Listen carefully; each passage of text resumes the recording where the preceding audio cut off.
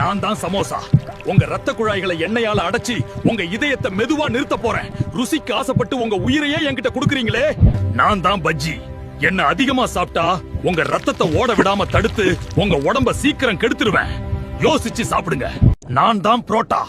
உன் குடலில் ஒட்டிக்கொண்டு உன் செரிமானத்தை தடுத்து உன்னை நோயாளியாக்குவேன். என்னிடம் சிக்காதே. நான் தான் ஃப்ரைட் ரைஸ்.